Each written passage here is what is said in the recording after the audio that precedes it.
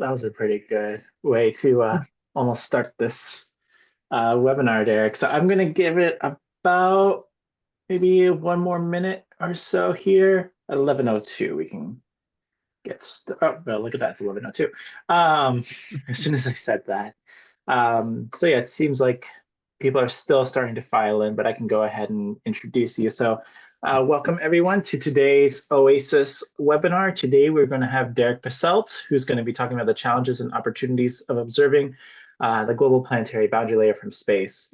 So Derek is at JPL. He was also my grad school advisor at Michigan, and then also my postdoc advisor at JPL. So of course he couldn't say no to me when we asked him to present. So yeah, we're happy to have him here, and go ahead and take it away, Derek. Wonderful. Thank you so much, Juan. All right. Yeah. So very, very happy to have the privilege to talk in this seminar series. I took a look back at the list of former and upcoming speakers, and it's just a wonderful overall list of topics and experts. So what I'm going to do is I'm going to attempt to cover in just this sort of 1 hour period some of the thinking that we're engaging writ large within NASA about how we might design the next generation of observing system for the planetary boundary layer. What are the challenges there? What are some of the opportunities? And I think it'll naturally connect with this community, hopefully. All right, so just by way of introduction, I suspect that no one on this call needs to have me sort of tell you what the planetary boundary layer is, but let's just go ahead and set the context anyway. So the way that we've traditionally defined the planetary boundary layer is it's the lowest few hundred meters to few kilometers of the troposphere. It's home to nearly all human life on Earth. And I say nearly because we have folks currently on the International Space Station, so they don't currently reside within the boundary layer. But aside from them, everyone else does. It's the place where all of the exchanges of mass, energy, momentum among the Earth system components happens. And it's the source region for all of the air, or the vast majority of the air that's processed in weather systems. It's difficult to observe, especially from space. And I'll get into some of the challenges that we face when we try to make measurements of the boundary layer in later slides. But I've depicted on the right-hand side a figure that has been adapted from a very comprehensive report that was published in 2021. You can't see your slides. You can't? Really? I can see it. I think, Eric, it's something on your end.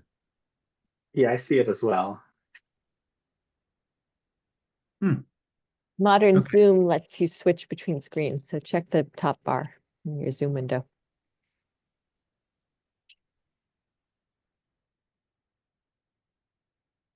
All right, let me know when I should proceed. I think you should go ahead. I can see it. I think it's only Eric. Okay. All right. So I've put a link to this report on the page here, and I'd encourage you to take a look at it. It's very comprehensive. It outlines the challenges that we face in observing the PBL, and then also what is still highly relevant as the types of observations that you might bring to the table from a satellite perspective.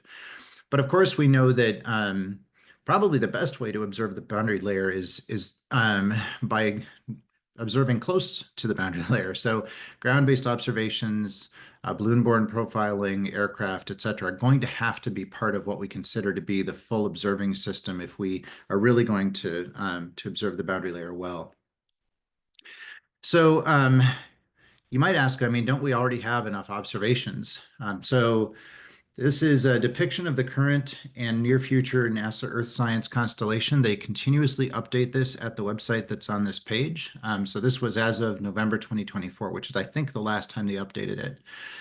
And so you can see in green all of the missions that are currently flying. And then you can see in orange those that are in formulation. So it's either that they've built the instrument and they're just waiting for launch, or the instruments are in the process of being constructed and will be launched sometime in the next couple of years.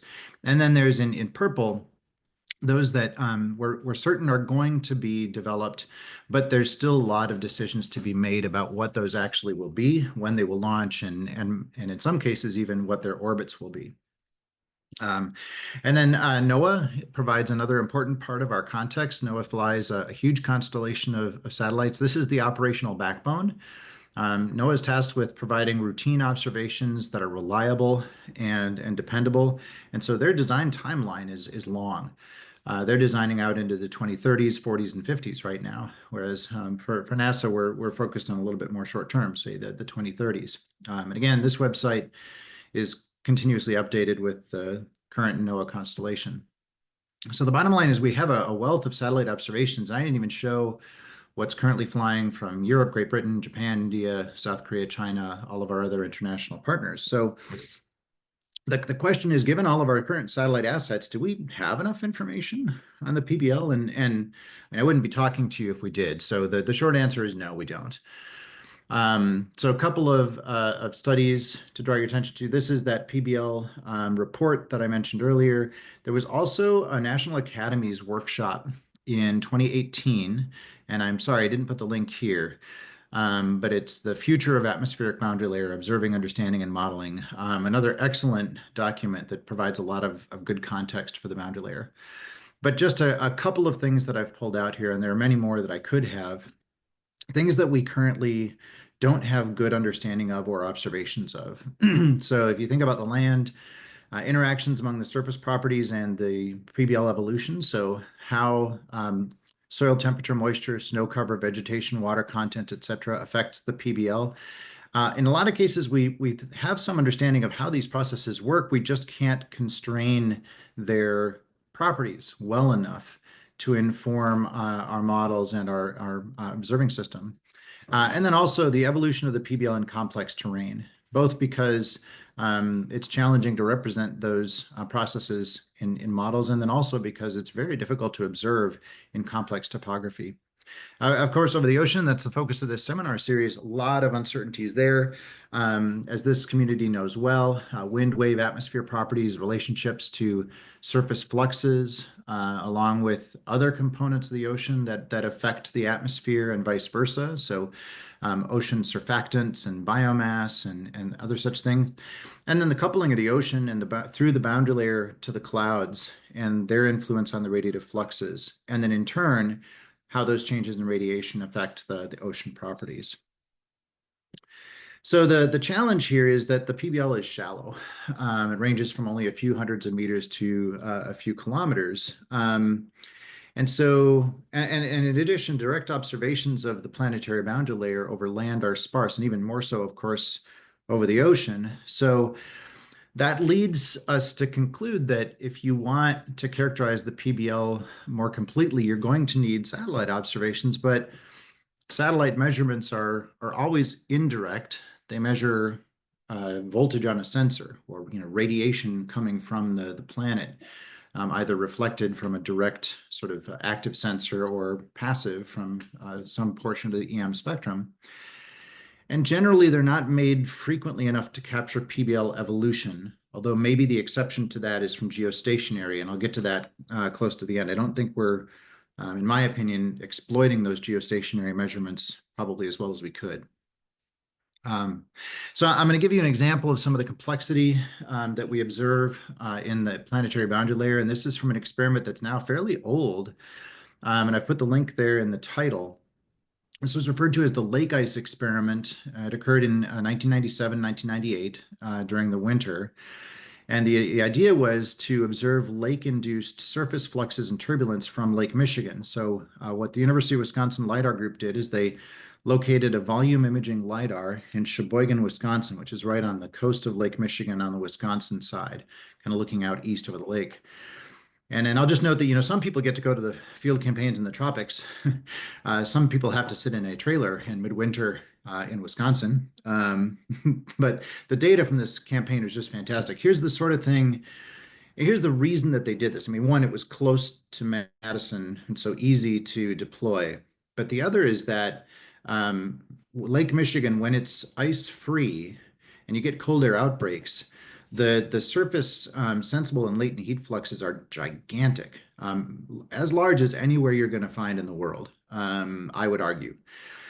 And I've observed this firsthand. I have family that lives in Green Bay, and have been winters that I've been there for the holidays, where you can go to the lakeshore and you can see the flow coming off of the land of the lake, and then almost looks like it's boiling out there. And in fact, you can see steam devils forming out over the lake.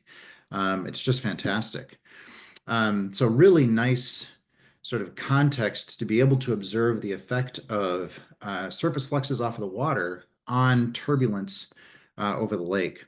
And so if you go to the website, they've got some, and these images are now quite old, but they're just fantastic. Some of the best that I've found in terms of really imaging what turbulence looks like over water due to surface sensible and latent heat fluxes. So what you're seeing here is that the LiDAR is located in the upper left-hand corner, and it's in this case it's in plan view mode. So it's scanning horizontally out over the lake. And so the lake shore is here. This plume here is actually coming from a power plant in Sheboygan. So that's sort of steam coming off of that. But otherwise, you're seeing the fact that the air coming off of the land is cold and dry. And so it takes a little while after it gets over the lake. And then you get sort of the turbulent fluxes off of the lake and causing sort of clouds and turbulence here. And I don't know that some of this is clouds, some of this is just reflecting off of particulates and water vapor. And if we take a look at this, when they do an RHI type scan, so you can see a cross section, you really can see now the turbulent fluxes off of the lake, and this is an example of one of the challenges that we have with the boundary layer, right? I mean, this particular boundary layer is incredibly shallow. It's only 500 meters or so, but you can clearly see where the top of it is, and you can clearly see the evolution of turbulence within the boundary layer. And if you look at the scales here, the scales are really, really small, right? So this entire horizontal domain is 6 kilometers, so 6,000 meters. And within that is embedded a tremendous amount of complexity. And it's really this exchange between the boundary layer and the free troposphere that drives a lot of the uncertainty in so many of the aspects of our community. So when I talk to folks who are looking at pollution transport, greenhouse gas transport, they'll tell me that one of the biggest sources of uncertainty is the long range transport. But when you dig a little bit, you find out that really it's the problem is not how that air gets transported once it gets to the level where that transport is happening. It's how much of it got to that level and how and where and when and why. Because the large scale winds in our data sets are pretty good, but the vertical transport is not. And so this transport and exchange between the boundary layer and the free troposphere is really difficult to characterize. And as this community knows very, very well, it does depend quite critically on the surface properties underneath in combination with the atmospheric properties above. Okay, so getting to the set of challenges and opportunities, I've gone over the challenges. It's difficult to observe the PBL from space. We also have to acknowledge that one of the challenges we face is a constrained budget environment. So, I mean, look, if we had unlimited resources, we could imagine a observing system that would fully characterize the boundary layer from space very, very capably. But we simply can't afford to do that. So we had to figure out what can we do given the constraints that we have, and how do we best leverage the resources that we have? How do we best design an observing system that answers the science and applications questions that we've found to be critical? The opportunities here are that we have an increasingly capable observation record. So the so-called program of record, the routinely made operational measurements, plus what we know is going to be taken observationally from our research observations. We have a host of new measurement strategies and techniques that are available to us, including the ability to launch and operate smaller satellites that may be more nimble and configurable. And then we have the sort of consensus among the community that the PBL plays a really critical role that spans a really large range of science and applications areas. Okay, so now I'm going to move to the challenge that we're facing in the planetary boundary layer incubation community within NASA. And this is how to determine in advance which measurements are going to be useful in addressing the PBL science and applications objectives. Very importantly, in the context of what we already have and what we know we're going to have in the future. So to visualize this, I want to just sort of make a pictorial example here. I'm someone who tends to be more of a visual thinker, and so for those on the call who are, hopefully this will be helpful. So the question is, what do we want? We want to formulate a specific mission architecture. We need to come back down to what's referred to as a point design, right? In the end, we need to build something and launch something or several somethings. And the challenge here and opportunity is that the design space that we have to work in is really big. And so a lot of what we've been working on at JPL in the last 5 or 10 years has been computational methods that allow us to very quickly reduce the size of this space. So what you can do is, and I just note here that considerations are the current observations we have, the growing role of the private sector, technology development cost. Okay, so the first thing that we need to do if this space is really big is to reduce it quickly. So we can do some simple experiments that get us a large way toward reducing that space. And that's just a matter of, I don't have to necessarily go into the details of exactly what my instrument will measure if I know the general parameters of what it can give me. So for example, if I have in a sensor that measures in the infrared at high spectral resolution, I don't have to actually model all of those spectral lines, do a retrieval, invert that, and get my profiles. I can approximate the information I get from that from past knowledge of what those infrared measurements would give me. I can take a model simulation, for example. I can blur it to the resolution that I know my sensor will have. I can add noise, and that gives me a pretty good sense of what that information will be without having to go through a hugely computationally expensive task. And I can do that for lots of different measurements and really knock down that design space pretty quickly. I know that like everything out here is all of those design considerations just simply don't do me any good. Okay, so once I've gotten to here now, you can start to refine the results by applying ever more sophisticated techniques. And I'll go into what these look like. And then eventually what you need to do is you need to bring in the instrument engineers who can tell you very specifically, yes, this given this orbit and these power constraints and these mass constraints and the current technologies, this is what you could actually fly on the spacecraft that are available to us. And then you bring in your budgeting people and they can tell you what you can afford and all of that kind of stuff. Folks on this call have done this. I think in particular for the Odyssey concept, you've already been through this process. You know exactly how this works. And so eventually you arrive at your sort of point design and you hopefully get it funded and you fly it. So how do we do this?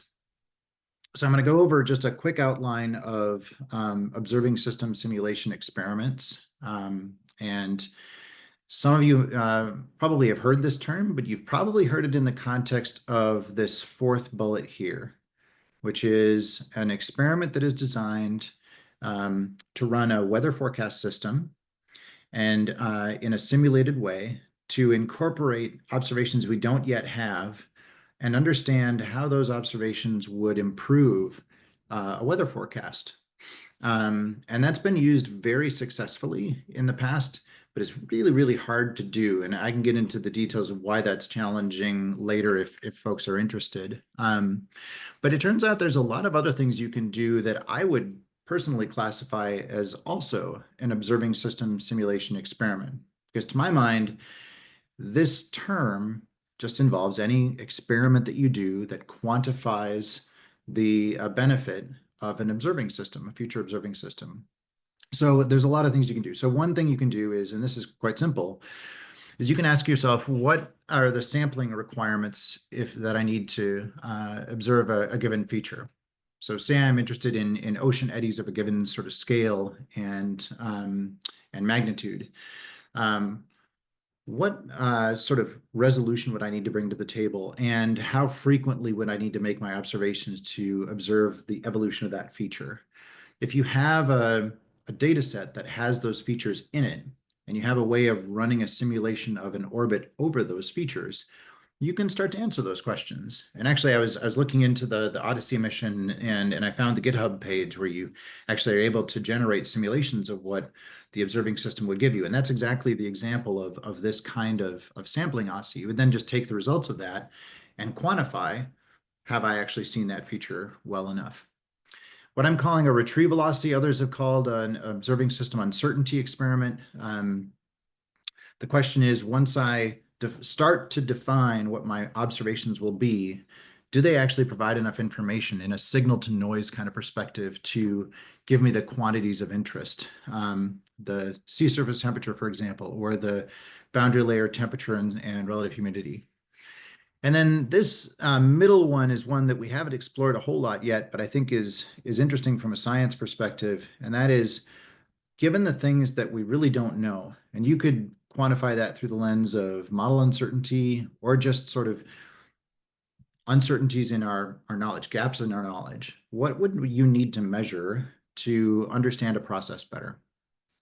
And then I talked about forecast OSSEs. Climate is a different, or maybe we should replace the word climate with long-term prediction, given the current environment that we're in. But the question remains, if I'm predicting out beyond the scale where the initial values of that prediction, the initial state, beyond where they have an influence, how do I actually determine what observations are necessary there?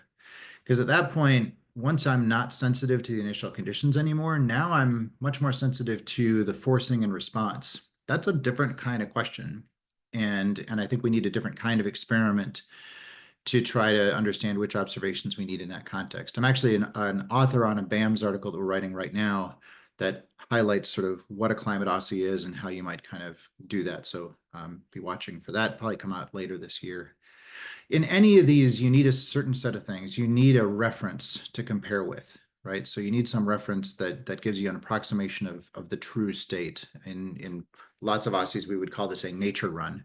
It's a representation of what the natural system does with enough realism that you can say that you have something to measure against. You, of course, have to have a method of simulating your observations, and you got to have some way of quantifying the impact of those observations. Okay. So here's a specific example of what we're dealing with for the planetary boundary layer currently. This is a figure that was pulled from that incubation study team report that I referenced. And it highlights the fact that, you know, the community knows pretty well what observations we could make. And we also know that no single one of them is actually going to give us as much information as we need.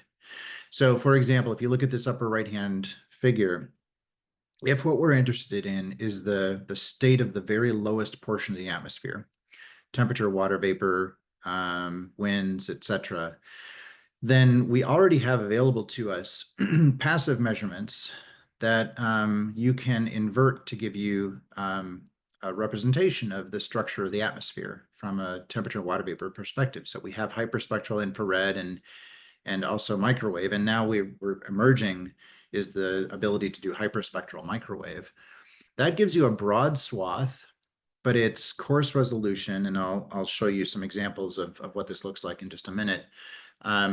Probably too coarse a resolution to actually really represent what the boundary layer is doing. We also have radio occultation measurements from GPS and other transmitters. You could also imagine doing this with a transmitter-receiver pair. That's LEO to LEO radio occultation. What that gives you is, due to the sort of bending angle of that radio occultation, you have an estimate of what the temperature and water vapor structure is. And because this signal propagates down or up through the atmosphere slowly enough, you get really, really high vertical resolution, but at very coarse horizontal resolution. So that gives you good vertical, but not enough horizontal.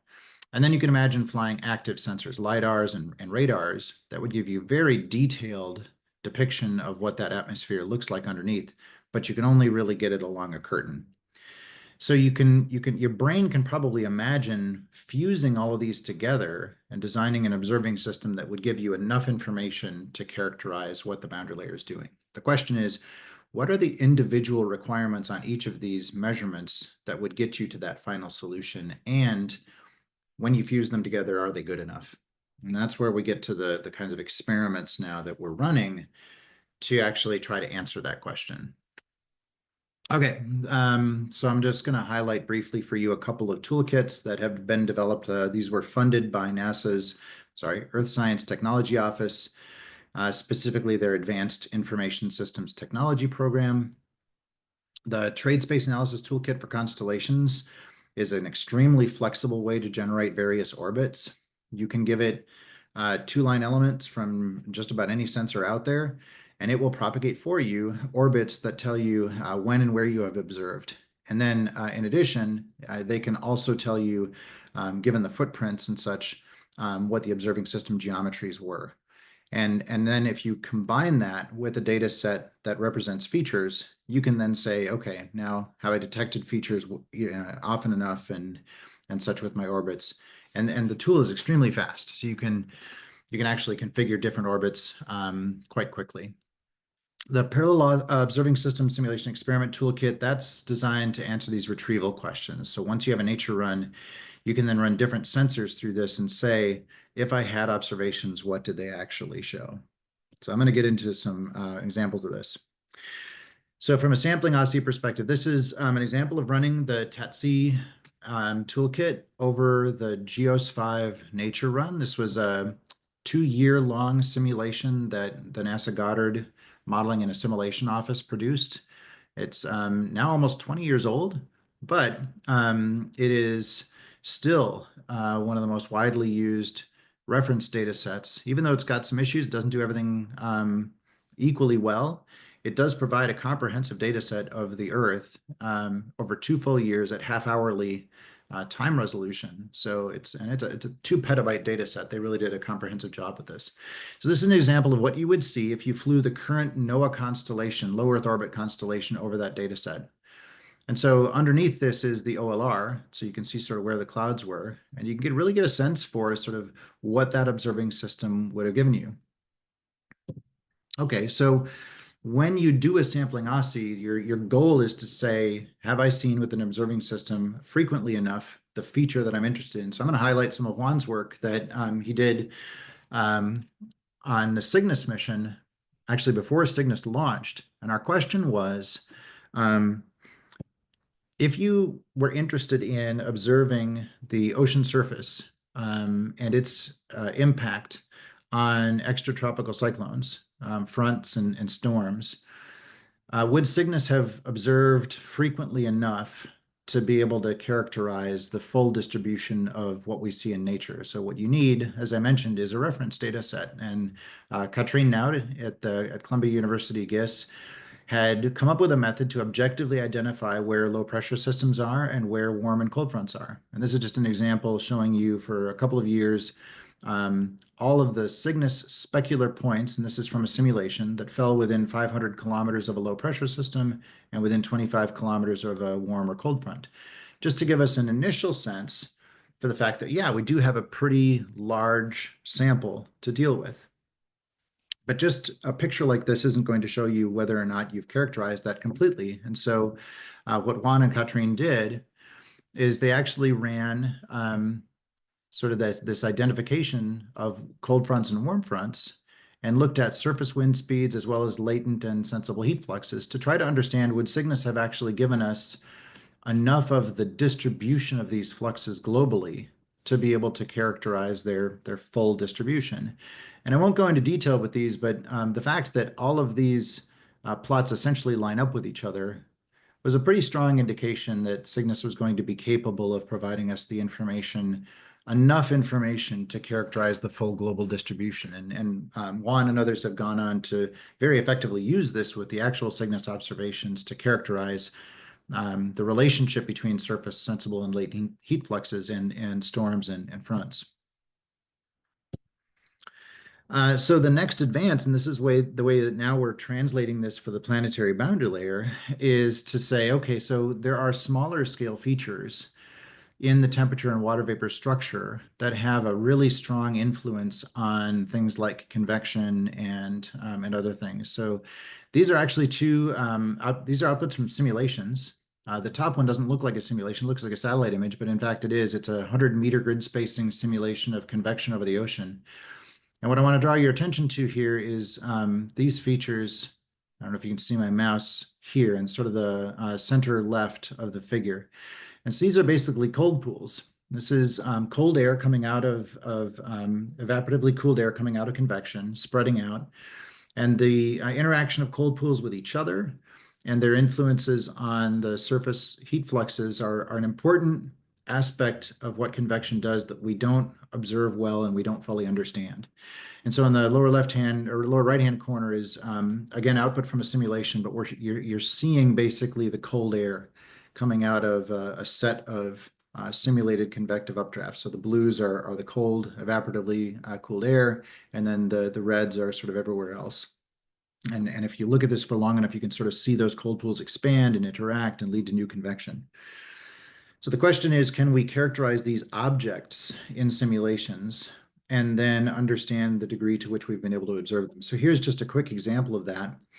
So we took this simulation, and here's the near surface temperature distribution as is fully represented by the simulation. And then we ran what is probably the best solution from a satellite perspective that we can afford. And that would give us something around a kilometer grid spacing in the horizontal and in the vertical. And we blurred these nature run simulations by approximating what we would have seen. And if you compare these two, and you can actually do quantitative comparisons, I'm not going to show that here, but I have those that I can share with you afterwards if you're interested. You can quantify now the degree to which you actually detected these features and the degree to which the contrast between the properties inside versus outside were represented in your observations.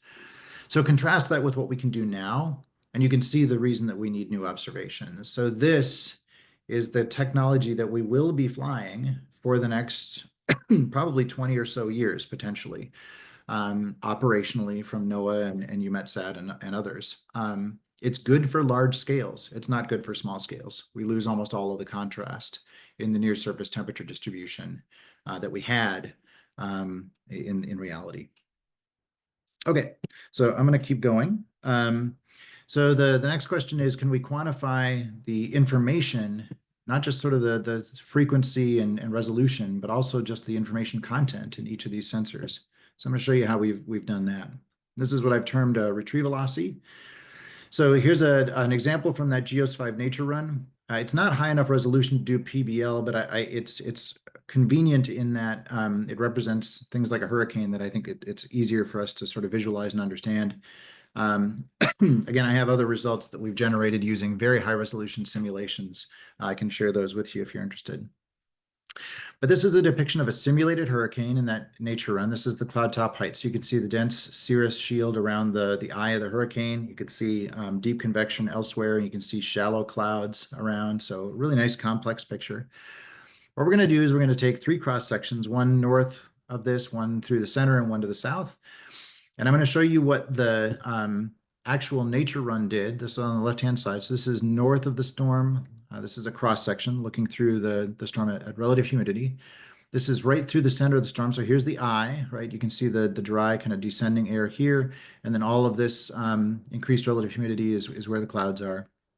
And you can sort of see the complexity of the boundary layer here. Even though this is a coarse resolution simulation, you still have decent amount of complexity down here.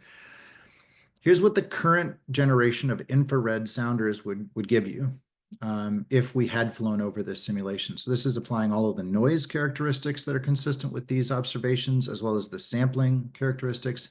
And we've masked out the cloudy regions because these instruments can't actually see through clouds. So you can still see, we get into the center of the storm a bit, but we can't actually characterize the thermodynamic environment anywhere that there's clouds. If we observe with the microwave instrument, we do actually see through the clouds, not through the heavy precipitation, but it's really coarse. And you can see that when you compare the right-hand side to the left-hand side. But now we can start playing games with advances in sensors. And so if we say, let's take this to the next generation, and in the middle now we have the geostationary infrared sounder that NOAA is planning to launch in the 2030s. It has the same spectral resolution, so the vertical spacing is the same, but it's much higher horizontal resolution. So if I flip back and forth, and if you focus on the center, you can see that things sharpen up a bit, and that we can see through more of those clouds or in between them. We also expect that we're going to get higher spatial resolution microwave data in the future. And so you can see how just the next generation of microwave sharpens things up really nicely. It's still not as capable as the infrared in clear air, but it does so much better in the clouds. If we go farther into the future and we consider sort of the limit of what we could observe and design, we can get even better. And this is where the hyperspectral microwave comes in. If you can fully leverage that hyperspectral microwave, you get tremendously capable information.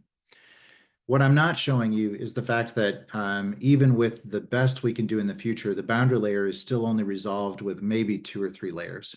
And so that's a continuing challenge. And that's, I think, where we're going to have to do better than just looking at the atmosphere. We're going to have to combine surface measurements. We're going to have to combine aircraft. We're going to have to do some innovative things there. Okay, so last set of quantitative results that I'm going to show you before we go to discussion is data fusion. And this is courtesy of Hai Win at JPL, who's one of our most capable data scientists. And he and the data science group at JPL have designed techniques that are really analogous to a sort of a static data assimilation. For those of you that know DA, it's sort of analogous to 3D VAR. And so the idea is that, and here we're looking down on the hurricane from above. This is the temperature distribution at about 2 kilometers above the surface, and this is from the nature run. So you can see all of the sort of complex temperature features here. And so the question is, if we took our individual measurements, so this is from the CRIS instrument, blurry, but you can still see some of those key features if I flip back and forth. And now if I go to the future, to the hyperspectral geo, it gets a little sharper, but we still have problems. We can't see through clouds. And now here's the microwave, really blurry, but you get a lot more of the picture. You can see through the clouds. And now if we fuse them, now we have the benefit that you can see through clouds in the microwave, but you also have the clear air definition from the IR. And so if we go back and forth between that and the validation data, we haven't gotten all the way there, but we're better than each individual measurement gave us. We've leveraged the strengths of both of those types of instruments. And then if we just look at and focus your attention on the right-hand side here, this is the distribution of errors in the temperature if we just had the microwave versus the data fusion. We see we've gone through from over a Kelvin standard deviation to less than a Kelvin standard deviation. So we improved the errors by doing that data fusion. This is considering CRIS plus ATMS. If we looked at this for the future geostationary plus ATMS, we have a similar impact. And then if we look at the future in which we had maybe all 3 of them, we do even a little bit better. Okay, so those are the tools. Those are some of the experiments we've run. Where are we going next? So here's the current state of planning for the boundary layer incubation mission. And I think maybe this conversation was happening prior to the recording, but Sarah Gilly was saying that this is an absolutely crucial time in the thinking and planning for future observations for NASA, leading up to the next Earth Science Decadal Survey, which will happen in 2020, which will be released in 2027 or 2028. But the input for that will be starting now. The community needs to be putting in all of our voices to communicate to the national academies, which runs this study, what is the priority? What are the set of priorities for us? And what do we think could be done to bring new technologies to the table? So in the last decadal survey, PBL was acknowledged to be really, really important, but we had a sense for which technologies could be brought to the table to address this, but the specifics were very uncertain. So we've now had several years to examine this, and we know a lot more than we did. I haven't shown you this in this presentation. I have results on this that I can provide, but even if you have very limited radar and LiDAR measurements, and it's debatable whether you even need them from space, you might be able to get away with putting these on aircraft. If you can learn the errors and biases in your other measurements, then you can use machine learning to actually do correction even where you haven't seen that radar and LiDAR. We found that you can actually do this. We've done this with wind measurements from passive techniques, and then we've exploited the very limited coverage of the Aeolus Doppler wind LiDAR to learn biases in passive winds and to address them. We have a few papers on that. I can share those with you if you're interested. The other is that you can exploit the synergy among various types of passive measurements, preserving the benefits and mitigating the limitations. We know the degree to which we can do that. We know the trade-offs and limitations of that kind of technique. And we also have quantified the fact that, and we knew this, right? But we've quantified the fact that we can't solve the PBL measurement problem in isolation from other communities. You can't just say, okay, mainly I'm interested in the weather type observations, water vapor and temperature.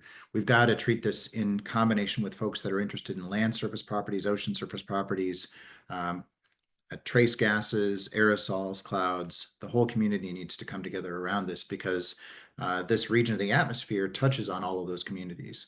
And so the question is, how do we design an observing system that doesn't just get us PBL properties, but gets us those aspects of the PBL that are important to answer the science and applications communities that questions that other communities are relying on. All right, so the last thing I'm going to leave you with is I think there's an open question as to whether we've fully utilized the observations and models that we already have.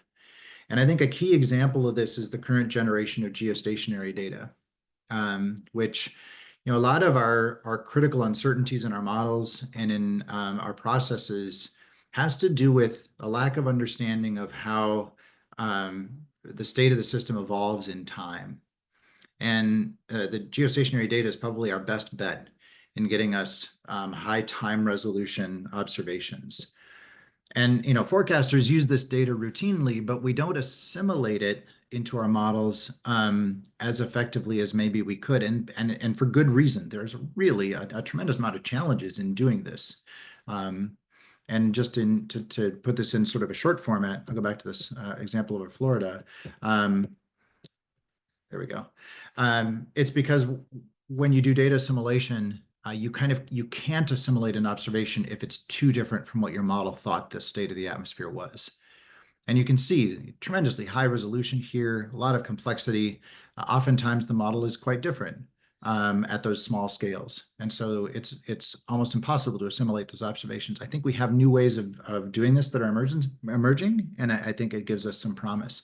But from a science perspective, and this was one of the kind of concepts that was come up with for a potential field campaign, the question of if we were to observe, and this is maybe more appropriate for cases where you have clouds developing within large scale flow, but if you were to constrain this scene with geostationary observations and then run, say, a large eddy simulation over this that was constrained already by observations, what new things could you learn? I think there's a lot of interesting things you can do with that. And so the very last thing I'll show is an example of how we've started to use this. I won't show many other results from this because I want to leave some time for questions.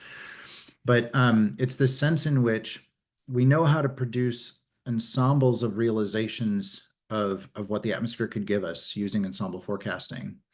Once you use data assimilation to constrain that ensemble, and this is an example of that. So this was running the weather research and forecasting model for a case of convection over the Gulf of Mexico. Left-hand side is the GOES 16 obs.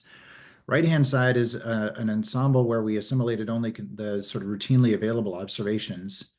And it did a okay job. I mean, we have a sense that there was convection happening in the eastern portion of the domain and not in the western portion, but you don't get a sense that the spatial structure or scales were correct here.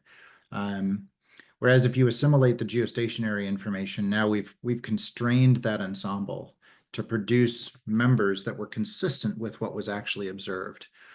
So I think then the next step is, now that we've constrained that ensemble, we have some sense that the covariances among properties, and especially among sort of the clouds and precipitation, given the limitations in the model, of course, are more realistic. And can we exploit those to learn something about processes and about the atmosphere? And then can we say where there will remain uncertainties and use that to inform our mission design? Okay, so I'm going to summarize and hopefully leave some time for questions here. So PBL, I think this community probably already knows this, but it's critically important for a wide range of science and application areas, but it's really challenging to observe from space. And yet we know that we're going to need to bring to the table spaceborne observations because it's the only way to get global characterization of the PBL.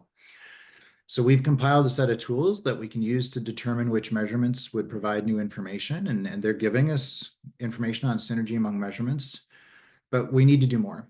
And so really in the future, we're going to need a community effort, and we're going to need to have a conversation that leads to actionable outcomes of, where are the joint observational needs for the PBL, the surface, ocean, land, cloud, trace gas, aerosol, et cetera. So looking to this community, among others, to provide us with some of that useful information. And I will stop there and take questions. All right. Thanks so much, Derek. Are there any questions that we have?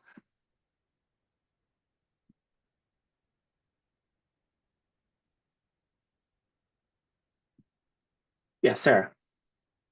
Yeah, really nice, Derek. I wondered, you mentioned the value of machine learning and the possibility of gaining information even where there aren't observations, say from LiDAR or and I wondered how that might apply in places that are really very far away from places where we normally get observations. So for example, the Southern Ocean is a pretty different regime from coastal California, places where people like to fly airplanes. Do you have a sense of how well that might translate? Yeah, Sarah, it's a great question. The only reason that for the WINS study, well, not the only reason, but I think the main reason that it was effective in globally reducing the biases in the passive measurements is because we had several months of global Aeolus observations. And then we did our due diligence and we subset that data set and used different sets for training and evaluation and all of that you have to do with machine learning. But we did find that when we reduced that data set to just observing over certain regions and trying to apply it to others, that the results were not nearly as good. So I think what you mentioned really does motivate the fact that if you're going to try to use active sensing or other more detailed measurements to constrain biases and reduce uncertainties in your more global measurements, there's not a lot of way around just needing to get into that environment if those processes there operate differently than they do anywhere else. And Southern Ocean's a great example. Field campaigns down there are going to have to be one way we do it. I know there've been some, but I don't know what the status of that is. But I think that's one of the critical questions we're starting to wrestle with is how do you prioritize which suborbital or aircraft campaigns you fly to be able to get the information that you need? I mean, folks on this call, I think I saw that Carolyn Reynolds was on this call. The work that NRL has done with CW3E and planning the AR reconnaissance missions and where you actually deploy dropsondes and the use of models and adjoint techniques to understand the impact of that. I think we can learn a lot of lessons from that.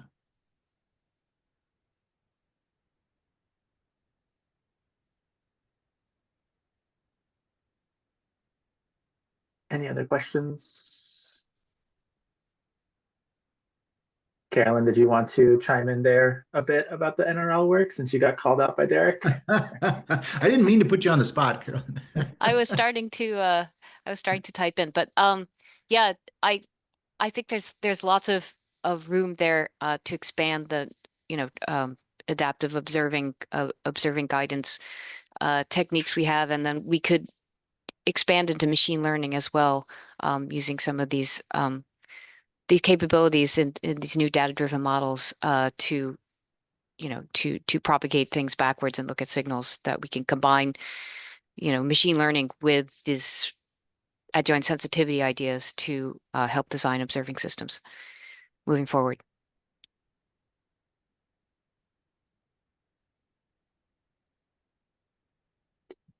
Any other questions, comments? or Derek. I know Megan also put a link in the chats to I think what you were referring to earlier, Derek, Yeah. as well, in case other people want to check that out. But if not, there's no more questions, and I think we can. Oh, Sarah, go Can ahead. I ask one more question then? Because Derek, you went through this whole process of going through OSCEs and thinking about observing systems and narrowing the thing. What do you think the optimal observing system should be for the planetary boundary layer?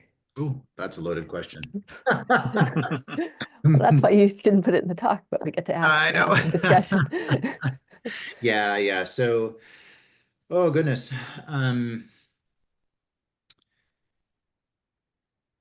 It's so hard to answer that in general because there are, what's optimal for one application or science area might not be optimal for another. However, I think that probably the thing that I can say is that there's known gaps in what we currently have that are causing real problems in our understanding of the PBL. And most of those gaps have to do with spatial resolution of the sort of temperature and water vapor structures in the boundary layer that end up being critical for surface to atmosphere exchange and also boundary layer to free troposphere exchange.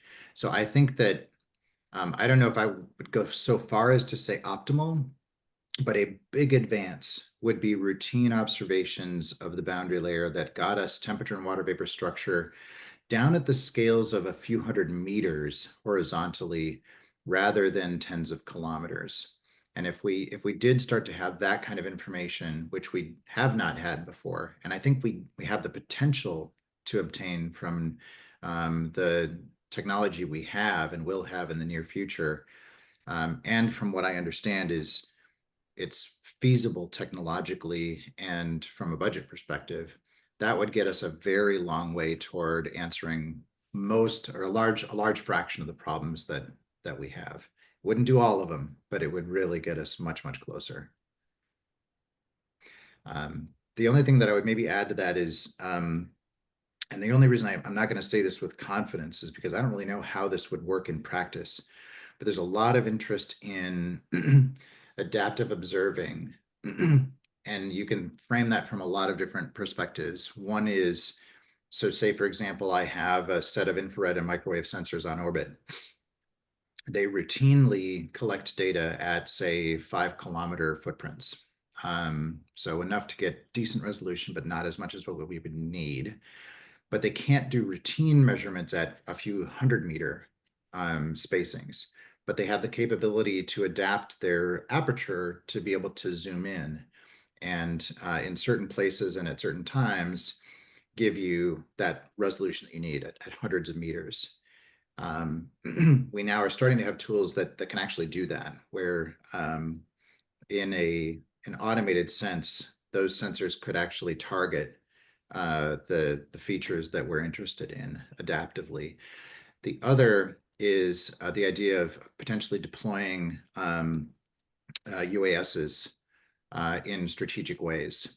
And again, this would, because these assets are limited, you'd have to decide in advance when you need to make those observations. This ties in more to the idea of sort of fires and pollution, that if you have an emerging event and you need to characterize its evolution quickly, can you stage assets in places where you might have those events and get quick information that you can use to inform decisions and models from aircraft or from the ground in better ways than you could from space.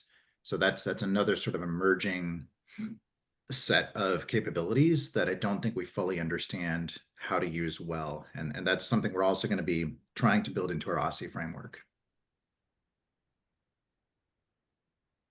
Thanks. I was tempted to ask that question, but I thought it was a little too cruel, but I'm glad Sarah was the one to do it. Yeah, if not any last minute questions, comments?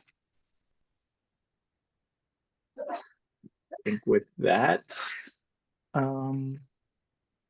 yeah, Rick just put a quick comment in the chat there.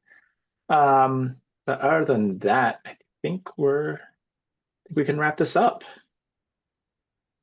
Awesome. Thanks again, Derek. And we will see you all next week for our next seminar. All right. Thanks, everyone. Thank you. Bye.